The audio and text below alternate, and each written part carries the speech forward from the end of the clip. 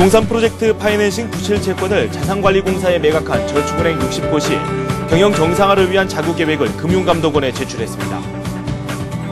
서울 시민 10가구 중 4가구꼴로 아파트에서 살고 있는 것으로 나타났습니다. 시내 아파트는 25개 자치구 중 노원구에 가장 많았습니다. 채권단의 신용위험 평가 결과 워크아웃 대상으로 선정된 일부 기업들이 기업 회생 절차를 신청하거나 부도를 맞는 사례가 잇따라 발생하고 있습니다. 공급생활자로 불리는 상용 근로자 수가 사상 처음으로 1000만 명을 넘어섰습니다. 라스 성공 전략 2부 시작하도록 하겠습니다. 우리 증시가 어제 좀 상승을 한 이후에 오늘은 좀 조정을 받았습니다. 코스피가 소폭 하락했는데요. 0.3% 내리면서 1751포인트 선을 기록했습니다. 연고점을 넘어선 게 좀 부담스러운 모습을 보여주고 있죠. 코스닥은 의미 있는 선을 넘었습니다. 이 500선을 계속해서 노크했지만 실패하는 모습을 보여줬었죠. 오늘 501포인트를 기록하면서 0.3% 상승 마감했습니다. 수급별로 한번 살펴봐도 오늘 외국인들이 시장을 여전히 주도했습니다. 어제 꽤 많이 매수를 했었는데 9천억 원 넘게 매수를 했었죠. 오늘은 4천억 원 넘게 매수를 하면서 최근의 추세를 그대로 이어가는 모습을 보여줬습니다. 그 밖에 오늘 증시에서 나왔던 여러 가지 소식을 이 김보람 아나운서와 함께 알아보도록 하겠습니다. 시황센터 연결합니다. 네, 시황센터입니다. 7월 15일 목요일장 마감했는데요. 오늘장은 어제 연고점 돌파 이후에 숨고르기 장세 펼쳐졌습니다. 하지만 낙폭은 그리 크지 않았는데요. 코스피 마감 지수부터 살펴봅니다. 오늘 코스피는 6포인트 내리면서 1751포인트에 마감했습니다. 오늘 출발 1754포인트에 출발을 했는데요. 장 진행 중에 잠시 빨간불을 켜기도 했지만 전반적인 분위기는 하락이었습니다. 지수의 움직임 수급으로 좀 더 자세히 살펴봅니다. 오늘 개인이 매수로 접근하는 모습이었습니다. 499억 원 정도 소폭 매수했고요. 외국인 꾸준히 매수 포지션 유지하고 있는데요.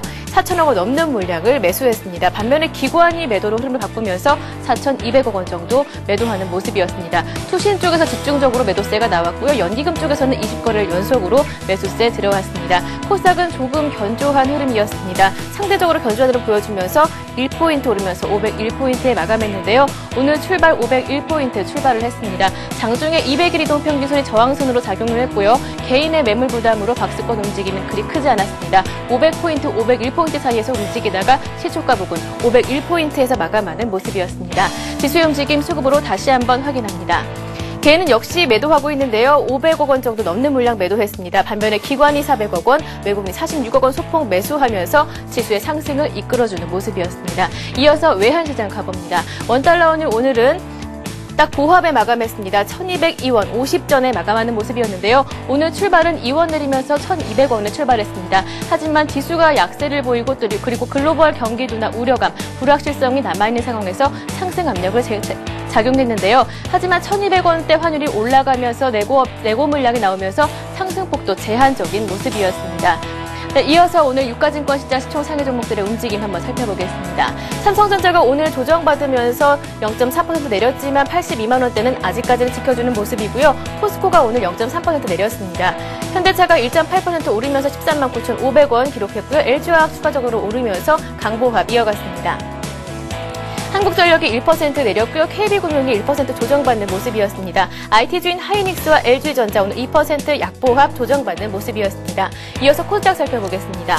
서울반도체가 오늘 2%, 어제 2% 올랐었는데요. 오늘 6.9% 추가적으로 급등하면서 48,500원까지 올랐고요. SK브로드밴드가 1.7%, 포스코 ICT 역시 5% 크게 올랐습니다. CJ홈쇼핑이 오늘 4.7% 오르면서 52주 신고가 다시 썼습니다. 다음이 조정받았고요. 메가스터디가 강보합 유지하면서 마감했습니다. SK컴즈 1% 추가적인 하락, 네오이즈게임즈 2% 내렸습니다. 이어서 오늘 특징 테마주 한번 살펴보겠습니다. 어제 인테리어과의 가장 큰 수혜주는 대형 IT주 그리고 증권주일 텐데요. 증권주와 대형 IT주들 표정 한번 살펴보겠습니다. 먼저 대형 IT주입니다. 삼성전자와 LG전자 그리고 LG디스플레이까지 모두 조정받는 모습이었지만 삼성 SDI와 LG이노텍이 오늘 강한 모습을 보여줬는데요. 두 종목 좀 더 자세히 살펴보겠습니다. 삼성 SDI는 2차 전지와 스마트폰 기대감에 2분기 실적이 개선될 것이다. 그리고 이러한 호조세가 3분기까지 지속될 것이라는 증권업계의 긍정적인 전망이 나왔는데요. 오늘 사상 최고가 경신했습니다. 오늘 2.4% 오르면서 18만 6천 500원 기록했습니다. 이어서 LG이노텍 살펴봅니다. LED 사업의 호조에 따라서 사상 최고가 역시 경신했는데요. 오늘 6.9% 오르면서 19만 3천 원 기록하는 모습이었습니다. 이어서 증권 지표종 한번 살펴봅니다. 오늘 그래도 빨간불을 켜면서 마감했는데요. 대우증권과 한국금융지주가 보합이었지만 나머지 우리투자증권부터 동양조금증권까지는 빨간불을 켜면서 추가적인 상승에 성공하는 모습이었습니다. 이어서 오늘 통신장비주들 한번 살펴보겠습니다. SK텔레콤이 무선망을 강화하겠다는 소식에 통신장비주들이 함께 올랐는데요. 이노와이어가 14% 그리고 위다스가 15% 가격 제한폭까지 큰 폭으로 오르는 모습이었고요. 서화정보통신 역시 6.8% 오르면서 통신 장비주들이 큰 폭으로 올랐습니다. 또 한 가지 마지막으로 백신주 한번 살펴보겠습니다. 어제 국내 첫 수족보병 사망자가 발생했다는 소식에 백신주들이 큰 폭으로 올랐는데요. 녹십자가 1.4% 올랐고요. 파루와 고려제약이 4%, VGX인터가 7.8% 오르면서 백신주들이 강한 모습 이어갔습니다. 네, 오늘 장 전반적으로 쉬어가는 분위기였습니다. 주도주도 아직까지는 부진한 모습인데요. 하지만 그 안을 들여다보면 개별적인 호재에 따라서 사상 최고가, 신고가 경신하는 종목들도 많았죠. 내일장 추가적인 상승할 수 있을까요? 라스트 성공 전략과 함께 고민해 보시기 바랍니다. 지금까지 마감 시황이었습니다. 오늘장 분석을 더 내려보도록 하겠습니다. SK증권의 김영준 연구원 연결되어 있습니다. 안녕하세요. 예, 안녕하십니까. 네, 오늘 우리 증시가 좀 쉬어갔죠? 코스피가 소폭 하락하면서 마감이 됐습니다. 오늘장 특징 어떤 내용들이 있는지 설명 좀 해주시죠. 예, 국내 증시는 이제 전고점을 돌파한 지 하루 만에 숨고르기 양상을 보이는 모습이었습니다. 전일 미국의 FOMC 회의에서 경기 회복이 둔화되고 있다는 판단을 보였다는 점과 6월 소매 판매가 둔화되었다는 소식이 차익 실현 매물에 출혈을 부추기는 모습이었습니다. 특히 그 FOMC에서는 향후 경기 전망이 뚜렷이 하락할 경우에 추가 경기 부양책을 고려할 수 있다는 논의가 있었는데요. 이는 결국 민간의 자생적인 경기 회복력이 아직까지 그 정책 당국의 시각에서조차 미흡하게 여겨지고 있다는 점을 부각시켰다고 이렇게 생각이 됩니다. 한편 장중에는 중국의 GDP와 소비자 물가 등의 발표가 있었습니다. 지난 1분기를 정점으로 경기 성장세가 다소 둔화되는 모습을 보였는데요. 산업 생산이나 소매 판매 등도 그 예상치를 하회하는 모습이었습니다. 그러나 시장은 그 하반기 중국의 성장 모멘텀이 일정 부분 둔화될 수 있다는 점은 인식하고 있었기 때문에 폭이 예상치에서 크게 벗어나지 않았다는 점에 일단 좀 안도하는 모습이 아니었나 이렇게 생각이 되고요. 더불어서 나온 그 소비자 물가가 예상외의 그 하락세를 보이면서 긴축 압력이 약화되었다는 점이 긍정적으로 해석되는 모습이 아니었나 이렇게 생각이 됩니다. 일단 중국의 지표 발표는 긴축 압력 완화 가능성을 일부 보여주었다는 점에서 긍정적인 측면이 더 많았는데요. 그러나 그 미 증시가 금융주의 실적 발표 시즌에 들어가고 있다는 점이 부각이 되면서 지수는 큰 변화를 보이지는 않는 모습이었습니다. 증시가 좀 조정을 받았지만 그래도 1750선은 지지를 받으면서 마감이 됐습니다. 좀 건전한 조정이다라는 의견이 좀 무세하게 나오고 있는데 수급 측면과 함께 엮어서 살펴보도록 하죠. 외국인들이 어제 이어서 오늘도 꽤 많이 매수를 했고요. 여기에 개인도 힘을 좀 보탰습니다. 향후 외국인들 계속해서 매수를 할 수 있을지 그 전망에 대한 이야기 나눠볼까 하는데요. 어떻습니까? 일단 외국인의 순매수는 뭐 저희 나라뿐만이 아니라 대만이라든지 뭐 인도라든지 이런 나라에서 같이 나타나고 있습니다. 결국 외국인들의 매수를 보면 그동안에 이제 그 선진국이라든지 뭐 유럽이라든지 미국이라든지 이런 선진 경제가 경기 쪽이 둔화되는 과정에서도 동아시아 경기가 상대적으로 견실한 모습을 보였었기 때문에 그러한 면에 이제 부각이 되면서 유입이 되는 것이 아닌가라고 생각이 됩니다. 특히 그러한 면에 이제 직접적인 트리거가 되고 있는 것이 어떻게 보면 환율에 대한 영향이고 위안화 절상과 함께 이제 아시아 통화가 강세를 보일 수 있다라는 점이 반영이 되면서 리스크와 수익 관계 사이에 미묘한 부분이 작용을 하면서 최근 같은 경우는 이제 유입세가 확대되고 있다라고 생각이 되는데요.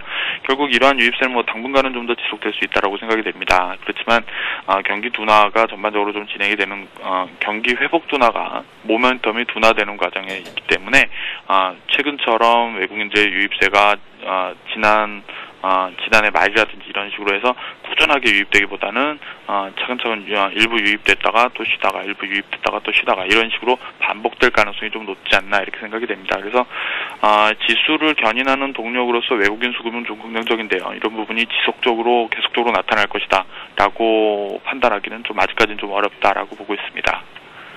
네, 알겠습니다. 미국장 상황을 저희가 잘 살펴봐야 되겠죠. 국내 수급에도 직접적인 영향이 될 수 있을 만한 그런 뉴스를 많이 내포하고 있습니다. 오늘 밤 경제 지표들이 상당히 많이 발표되는 걸로 알고 있는데 어떤 내용들이 채워질지 그 부분 한번 살펴보도록 하죠. 예, 일단 그 경제 지표 쪽에서 보면은 굉장히 좀 다양하게 발표가 됩니다. 생산자 물가라든지 산업 생산, 설비 가동률 이런 쪽에 발표가 있고요. 16일에는 소비자 물가라든지 소비 심리 평가 지수라든지 이런 식의 지표들이 연이어서 발표가 되는데요. 일단 경기 회복 모멘텀이 둔화되는 과정에서 소비자 물가라든지 이런 물가 압력이 크지 않다라는 점을 재차 확인할 가능성이 높다라고 생각이 되고요. 그러한 관점에서 보면은 실제적인 지수에 대한 영향력 자체는 그렇게 크지 않을 것으로 보고 있습니다. 결국 관심이 필요한 부분은 여전히 그 실적 시즌에 있다라는 부분인 것 같고요. 결국 그러한 관점에서 보면 오늘 밤에 있는 JP모건 실적 발표라든지 그다음에 16일 날 있는 그 시티그룹이나 뱅크 오브 아메리카의 그 금융주들의 그 실적 발표가 중요한 좀 키워드가 되지 않나 이렇게 생각이 됩니다. 일단 이쪽을 좀 살펴보면은 최근에 보면은 컨센서스가 좀 지난 6월달 이후에 좀 낮아지는 모습들을 보이고 있는데요. 결국 금융개혁이라든지 이런 금융개혁 법안이라든지 이런 부분들이 지속이 되면서 최근 그 실적이 회복되는 부분이 일정 부분 좀 둔화될 수 있다라는 부분이 작용을 하는 것 같고요. 그런 면들이 작용을 하면서 어닝 서프라이즈는 상대적으로 좀 덜 나타날 가능성이 높지 않나 이렇게 생각을 개인적으로 좀 하고 있습니다. 네, 내일 시장 금요일입니다. 이번 주에 의미 있는 내용도 있었고요. 이 다음 주 차분하게 마무리가 되어야 할 텐데 어떤 부분을 국내 시장에서 살펴봐야 될지 그에 대한 말씀도 함께 부탁드리고요. 그리고 투자 전략은 어떻게 짜는 게 좋을지 그에 대한 말씀도 함께 들어보도록 하겠습니다. 일단 경기 회복 모멘텀이 둔화되는 과정에서 실적 시즌이 그 반등의 모멘텀을 대신하고 있다라고 이렇게 생각이 됩니다. 이는 그 지수의 상승세가 급격히 나타나기는 어렵지만 안도 과정의 상승세는 지속될 수 있다는 점을 동시에 의미하지 않나 이렇게 생각이 됩니다. 결국 가파르지는 않지만 안도에 따른 박스권 상향 시각이 필요하지 않나 이렇게 생각이 되는데요. 다만 이러한 과정 속에 있어서 최근 같은 경우는 ADR이 이제 하락하는 모습을 보이고 있는데요. 그런 것들은 결국 그 최근에 그 박스권 상향에 있어서 어떤 업종별 선택이 굉장히 그 수익률에 중요한 그 변수로 작용할 수 있다라는 부분을 보여준다라고 생각이 됩니다. 최근 같은 경우는 일단 좀 단기적으로 본다면 역시 그 업종별로는 순환매 유입 기대가 높은 만큼 낙폭 과대 업종이라든지 그다음에 철강 금속이라든지 아니면 건설이라든지 아니면 금융이라든지 증권이라든지 이런 부분들이 되겠죠. 그런 부분들의 어떤 순환매 유입 차원의 짧은 상승세가 지속적으로 그 순환하면서 나타날 가능성이 굉장히 높다라고 생각을 하고 있습니다. 다만 좀 넓게 보실 필요가 있다라고 말씀을 드리고 싶은데요. 결국 박스권 내에서 이익 실현하는 것이 아니라 하반기까지 넓게 본다고 했을 때는 역시 그 IT라든지 자동차 같은 경기 민감 업종이면서 장을 선도할 수 있는 업종들에 대해서 저가 매수를 꾸준히 물량을 확대하는 것도 일종의 그 전략적인 차원에서는 접근해 볼 수 있는 가치가 있다라고 이렇게 생각을 하고 있습니다. 네, 이렇게 해서 SK증권 투자전략부의 김영준 연구원과 함께 내일장 투자 전략까지 자세히 살펴봤습니다. 감사합니다. 예, 감사합니다. 네, 잠시 후 뉴스가 이어집니다.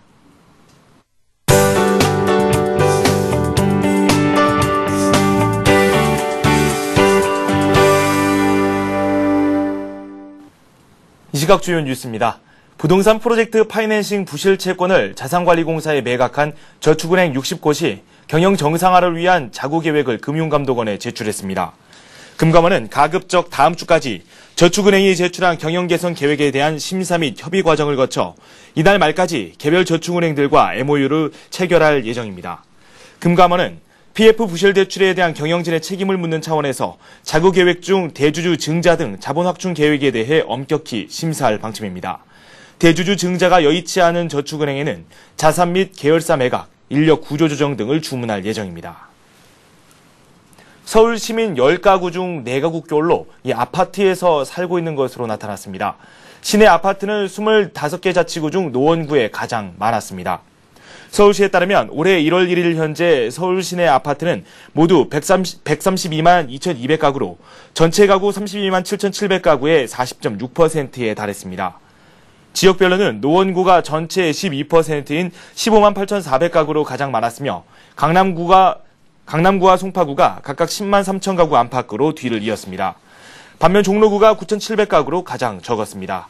평형별로는 20평형대와 30평형대가 각각 44만 가구로 34%였습니다.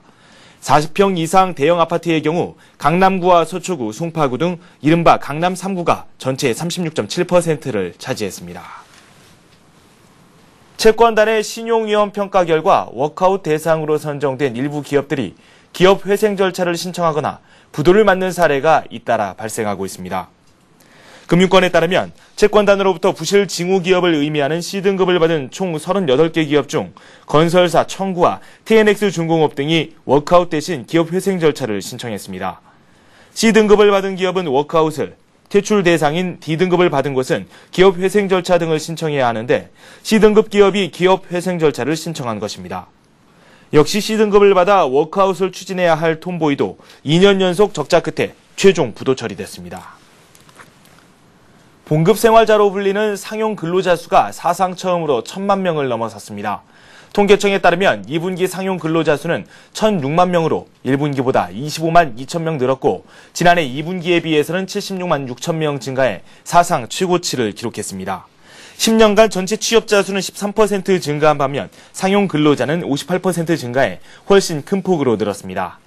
이는 2007년 7월부터 시행된 비정규직 보호법으로 정규직 전환이 늘고 상용직 위주로 고용 관행이 전환된 데다 여성 근로자들의 종사상 지위가 올라갔기 때문인 것으로 풀이됩니다. 성별로는 여성 상용 근로자가 10년 만에 105.6% 증가한 반면 남성 상용 근로자는 41.3% 늘어 여성 임금 근로자의 종사상 지위 향상이 두드러졌습니다. 증권금융 뉴스입니다. 동양종합금융증권이 내일부터 동양생명과 손잡고 업계 최초로 온라인을 통한 동양생명 개인신용대출 서비스를 실시합니다. 마이너스 한도 대출 방식으로 이루어지는 이 서비스는 신용등급에 따라 최고 1,000만 원까지 가능하며 대상은 동양종금증권 CMA 계좌를 보유한 개인 고객들입니다. 우리투자증권이 내일부터 국내 투자자들의 손쉬운 해외 주식 거래를 위해 한 화면에서 미국과 일본, 중국, 홍콩 등 4개국 주식을 동시에 매매할 수 있는 우리 해외 주식 HTS 서비스를 선보입니다. 투자자들은 HTS를 통해 미국 상장지수 펀드와 홍콩 주식 워런트 증권의 특화 주문 기능도 이용할 수 있습니다. 대신증권이 최고 연 21.6%의 수익을 얻을 수 있는 3년 만기 주가연계증권 2종을 판매합니다. 각 상품은 삼성화재와 현대미포조선, 삼성 SDI와 KB금융을 기초자산으로 하며 최소 청약 단위는 100만 원, 판매 규모는 각각 50억 원입니다. 현대카드가 현대카드 T스퀘어와 다이너스 회원 120명을 초청해 오는 10월 4일 경기도 가평의 베네스트 골프클럽에서 2010 현대카드 T스퀘어 다이너스 골프대회를 개최합니다. 참가비는 1인당 10만 원에 라운드 비용과 캐디비, 식대 등 각종 부대 비용은 무료입니다. 네, 우리 증시가 어제 급등한 이후에 오늘 조정을 좀 보였습니다. 건전한 조정이었다는 평가가 나오고 있는데 해외 각국도 어제 상승 이후에 좀 조정장을 겪고 있죠. 일본 증시가 오늘 좀 큰 폭의 조정을 겪고 있습니다. 한번 살펴보도록 하겠습니다. 일본 증시가 어제 2% 넘게 거의 2.7% 가까이 상승을 했었는데 오늘 1% 넘게 하락하면서 마무리가 됐습니다. 1.12% 내리면서 9,685선에 마무리가 됐습니다. 중국으로 넘어가 보겠습니다. 0.6% 내리면서 2,454선을 현재 걷고 있습니다. 장 마감까지 한번 잘 살펴봐야 될 것 같습니다. 네, 내일은 이번 주에 살펴봤었던 관심 종목들에 대한 AS를 진행해 드리도록 하겠습니다. 그동안 살펴봤던 종목들 어떤 움직임을 보였는지, 향후에는 또 어떤 움직임이 예상되는지 그에 대한 정확한 진단을 내려드리도록 하겠습니다. 저는 내일 이 시간에 다시 찾아뵙겠습니다. 시청해주신 여러분 고맙습니다.